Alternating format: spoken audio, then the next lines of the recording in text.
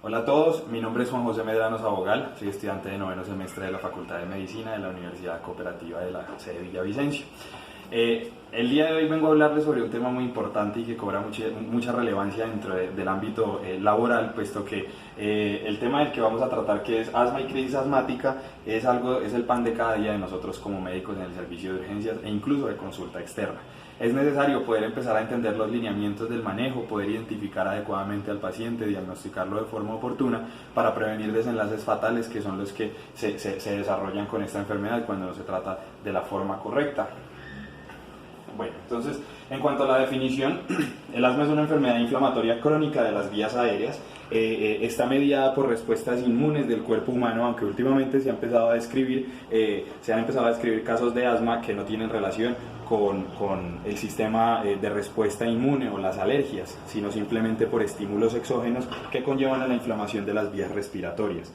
La inflamación crónica produce un incremento en la reactividad de la vía aérea, lo cual con el tiempo nos va disminuyendo de forma permanente o semipermanente el calibre de los tubos conductores, de los bronquios y tráquea, de toda la parte conductora del aire del sistema respiratorio. Genera unas características clínicas importantes, signos patognomónicos como las sibilancias, la dificultad respiratoria y los tirajes para poder favorecer el ingreso de aire al árbol bronquial, tos y opresión en el pecho. Los síntomas especialmente se originan en las noches, siendo los síntomas nocturnos una característica o un indicador que nos permita determinar el grado de severidad del asma. En cuanto a la etiología, entonces, es una enfermedad que ya se está manejando desde muchos enfoques. No solamente nos quedamos con la parte del sistema inmunitario y las respuestas mediadas por inmunoglobulinas E, sino que también empezamos a hablar de asma no alérgica, como se puede ver en la gráfica. Esa asma alérgica extrínseca es simplemente hecha por un alergeno que precipita el ataque, está presente en edades tempranas y aparte de eso, siempre se cuenta con un antecedente familiar de atopia, padres que son muy alérgicos o niños que desde que nacieron han estado con tendencia a desarrollar problemas relacionados con reacciones de hipersensibilidad, ya sea dermatitis atópica, rinitis alérgica o cualquiera de estos, pues ya son unos predictores que nos pueden indicar que ese paciente muy probablemente en un futuro pueda sufrir de una crisis asmática desencadenada simplemente por alergenos. Y existe pues también, se está empezando a hablar del asma no alergénica o intrínseca. Ella, a diferencia de la alérgica, se empieza a manifestar en la edad adulta, en la adultez joven, incluso hasta los 35 años. Generalmente no se encuentran antecedentes familiares de atopia o de signos de alergias. Las proteínas las proteínas de reacción inflamatoria, como la proteína C, están negativas. La inmunoglobulina está normal, en este caso la inmunoglobulina no se ve alterada porque la respuesta no está mediada por ella. Y puede desarrollarse pues, secundario a infecciones, secundario a ejercicio, a cambios hormonales y demás. Inflamación de la mucosa de las vías aéreas se produce por el contacto ya sea por un agente exógeno, un alergeno, o aire frío, producto de actividad física excesiva, con mucho esfuerzo, o infecciones previas que nos puedan desarrollar o nos puedan desencadenar toda esta respuesta exagerada. Esta respuesta exagerada, como ya les venía hablando, mediada por inmunoglobulina E en la mayoría de los casos, y hablando del asma en el orden pues pediátrico, estamos hablando de asma de origen alérgico principalmente. Se me va a producir esta broncoconstricción que se me va a desarrollar por un edema de toda la mucosa de la vía aérea, un aumento de función de las células caliciformes en la producción de moco, que también me contribuye a la obstrucción y la obstaculización del paso del aire por la presencia de congestión. Aparte de eso, el músculo liso bronquial tiende a contraerse, lo cual disminuye la luz del calibre, me aumenta la resistencia al flujo del aire y me exacerba la dificultad respiratoria. Todo esto mediado, pues, como les he venido diciendo, por una hiperreactividad innata del sistema inmune que pues, está respondiendo de forma exagerada ante el estímulo externo. Todo esto termina con una remodelación de la vía aérea. Cuando yo hablo de remodelación no estoy hablando de algo necesariamente benéfico. Cuando hablo de remodelación estamos hablando de procesos en donde toda la mucosa y todo el epitelio funcional de las vías respiratorias empieza a reemplazar por tejido fibroso cicatrizal producto de la constante inflamación que está ocurriendo en y me va a generar un epitelio disfuncional que ya no va a tener células cilíndricas ciliadas con células caliciformes que se encargan de barrerme todo el moco y todos los agentes externos y contaminantes que me llegan a las vías respiratorias, y me va a empezar a favorecer entonces procesos obstructivos, procesos infecciosos en un futuro como consecuencia por la misma cronicidad de este.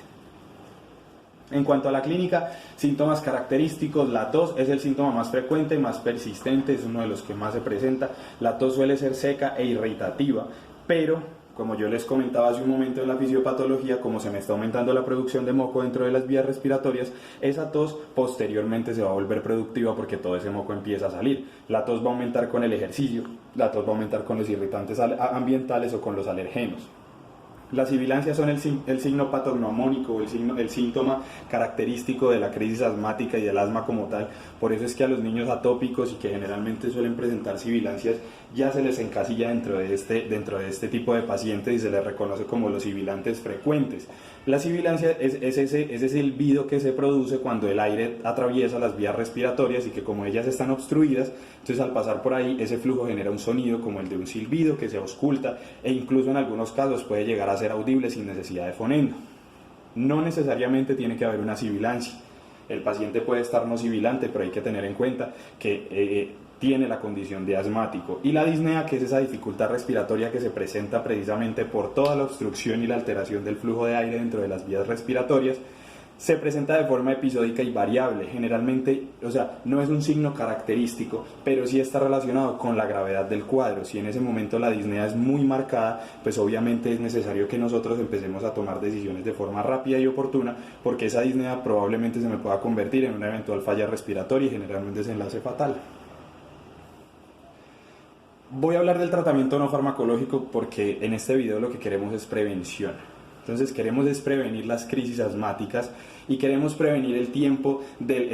aumentar el tiempo de latencia que existe entre una crisis y la otra. Para eso es necesario educar a los papás de los pacientes, que son los que tienen el orden y el control sobre todo lo que ocurre en el entorno de la casa, que es el que va a afectar principalmente al niño. Obviamente está totalmente prohibido y contraindicado el uso de cigarrillo, de tabaco o de cualquier otro elemento de combustión que me pueda contaminar la atmósfera y el ambiente del hogar en donde se encuentra el paciente. Mantenerse alejado de polen, de polvo, de ácaros y cualquier otro desencadenante que me pueda generar una crisis asmática en potencia. El ejercicio es importante y se puede hacer normalmente, teniendo en cuenta que se tiene que hacer con la intensidad necesaria para no sobrecargar el cuerpo, que se tiene que hacer en el momento adecuado, porque si tenemos un paciente que tiende a generar crisis asmáticas, no lo podemos poner a hacer actividad física en un ambiente frío, en una época de invierno, porque ese aire frío puede ser irritativo y desencadenar otra nueva crisis. Bueno, ya hablando del caso como tal, estamos con el caso de un paciente masculino de 2 años de edad que acude al servicio en compañía de su madre. El paciente llega porque, según refiere la mamá, no puede respirar. Y aparte de que no puede respirar, la piel se le está tornando un poco morada, idealmente, alrededor de la boca. Entonces, en cuanto a la enfermedad actual, es un paciente que acude a emergencias por una disnea de origen súbito, ¿sí?, muy aguda y una taquipnea tras la realización de actividad física, y a considerar una cianosis central o peribucal desde hace ya 30 minutos, lo cual es un indicador probable de que hay una falta de saturación de oxígeno. En cuanto a los antecedentes prenatales, no refiere ningún antecedente de importancia. En cuanto a los perinatales, no refiere ningún antecedente de importancia, y en los postnatales tampoco. Un niño con un buen Apgar al nacer, con un peso adecuado para la edad gestacional, que tuvo una adaptación neonatal espontánea sin necesidad de estímulos externos. En cuanto a los antecedentes patológicos personales, esto es muy importante y muy característico. Démonos cuenta que es un paciente de 2 años que ya ha cursado por episodios de dermatitis alérgica y que actualmente se encuentra en tratamiento. O sea que es un paciente que ya cuenta con factores de riesgo y que nos está mostrando que tiene tendencia a la atopia y a generar reacciones de hipersensibilidad. Tuvo un cuadro similar al que está presentando en este momento hace 1 año, presuntivamente por contacto con pelo de gato. Se trató con broncodilatador pero no se dejó con un manejo crónico, sino simplemente se dio un manejo episódico, según refiere la madre. En cuanto a los antecedentes familiares, padre y madre son atópicos y cuentan con rinitis alérgica desde hace muchos años y que han venido ya conviviendo con ella. En cuanto a los signos vitales, tenemos un niño con una frecuencia respiratoria de 46 ventilaciones por minuto, cardíaca de 88 latidos por minuto, una temperatura de 36.5 y saturación del 71%. Podemos darnos cuenta que el chico está desaturado, hay una hipoxia ahí notable, teniendo en cuenta los valores de saturación. Aparte de eso, lo encontramos con una frecuencia cardíaca de 88 latidos por minuto, en donde lo normal sería que no nos excediera entre 40 latidos por minuto. En cuanto al estado general, el paciente se encuentra somnoliento, pero con un Glasgow 14 de 15 que nos infiere o nos hace inferir que pues todavía no hay un daño neurológico marcado. En cuanto al examen físico, unas pupilas isocóricas normorreactivas, nariz normal, fosas nasales permeables, sin desviaciones de tabique, boca con cianosis peribucal, a considerar mucho este signo, lengua, carrillos y paladar blando y duro rosado pálido, pero hidratado y con una úvula única y simétrica. En cuanto al tórax, se notan retracciones subcostales marcadas, unos tirajes intercostales marcados que nos hacen pensar en la dificultad respiratoria que se está presentando. Corazón no tiene soplos, está rítmico, pulmones con sibilancias y mala entrada bilateral de aire en ambos campos pulmonares. Eso quiere decir que estamos ante un paciente que sibilante y a nivel generalizado en todo el tórax. Por eso también empezamos a sospechar que esta sibilancia está siendo respuesta a una reacción sistémica como tal y no solamente focalizada en algún lóbulo pulmonar. En cuanto al abdomen, tenemos un abdomen suave, depresible, no doloroso a la palpación y extremidades sin presencia de edema y con pulsos distales conservados. Bueno, ¿qué problemas tenemos con este paciente? Este paciente primero que todo pues ya con una taquipnea marcada que hay que empezar a corregir, pero para corregirla necesitamos empezar a favorecer el flujo de aire dentro de las vías respiratorias. Si no logramos hacer que las vías sean más permeables y que disminuya un poco la resistencia al flujo de aire, esa taquipnea no va a disminuir, porque eso simplemente es la respuesta del centro respiratorio dorsal ante la falta de oxígeno y el aumento de dióxido de carbono en sangre. Una cianosis peribucal producto de la hipoxemia que el niño tiene ya se nota en la saturación, las retracciones subcostales marcadas, sibilancias y mala entrada de aire en ambos campos pulmonares, padres atópicos que también son otro factor de riesgo muy importante y la saturación del 71% que ya es un signo de alarma. En cuanto a los diagnósticos diferenciales, tenemos que entender que existen muchas enfermedades propias del sistema respiratorio que pueden confundirse con una crisis asmática, pero si nosotros indagamos, tenemos en cuenta la anamnesis clara, podemos empezar a orientar el diagnóstico y dar con uno muy acertado. Dentro de los diagnósticos diferenciales tenemos laringitis viral, aspiración de cuerpo extraño, alteraciones cardíacas, edemas angioneuróticos o incluso bronquiolitis, pero en este caso pues nos vamos a quedar con los síntomas clásicos como la taquipnea, la cianosis, la sibilancia, la disnea, la saturación y las retracciones subcostales. Todos estos síntomas presentes nos hacen pensar principalmente en el diagnóstico de asma como diagnóstico netamente clínico. Este es un score pulmonar que se utiliza para la valoración de la crisis asmática para poder determinar en qué gravedad se encuentra pues, el cuadro. Entonces tenemos una puntuación que va de 0 a 3 y se utilizan las variables frecuencia respiratoria, sibilancias y uso de músculos accesorios e incluso del esternocleidomastoideo como músculo accesorio de la respiración. Una frecuencia respiratoria en niño menor de 6 años tiene que ser menor de 30 ventilaciones por minuto y mayor de 6 años tiene que ser menor de 20 ventilaciones por minuto. Si nos damos cuenta, nuestro paciente tenía 88 ventilaciones por minuto, o sea que él entraría dentro de los pacientes que tiene una frecuencia respiratoria en menor de 6 años mayor a 60, lo cual ya de entrada nos daría 3 puntos para empezar a clasificar este paciente. Las sibilancias él las está presentando y las está presentando en las dos fases de la respiración, en ambos campos pulmonares y de forma generalizada, por lo cual también se pensaría en dar otros 3 puntos a la clasificación. Y en cuanto al uso de los músculos accesorios, está aumentada la actividad de músculos accesorios, pero no en actividad máxima porque solamente tenemos tirajes intercostales, todavía no se hacen presentes los tirajes supraclaviculares, supraesternales ni el uso del esternocleidomastoideo.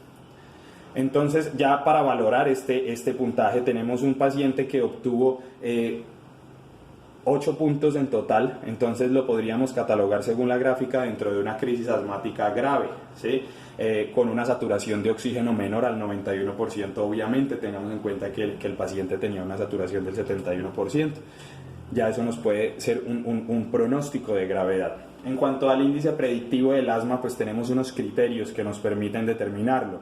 Criterios mayores: diagnóstico médico de asma en alguno de los padres. En el paciente de nosotros todavía no lo tenemos unos padres que ya se conoce que son atópicos, pero todavía no hay un diagnóstico de asma en los padres. El diagnóstico médico de eczema atópico todavía no se habla de él, y dentro de los antecedentes del paciente se refiere que no tiene antecedentes de importancia, además de los que se hablaron hace un momento, y la sensibilización de algún alergeno. Y en cuanto a los criterios menores, tenemos sibilancias no relacionadas con el resfriado, como en este caso, un niño que estaba en buen estado general, que no estaba atravesando ningún resfriado ni ninguna alteración de las vías respiratorias, pero empezó a presentar sibilancias después de realizar una actividad física.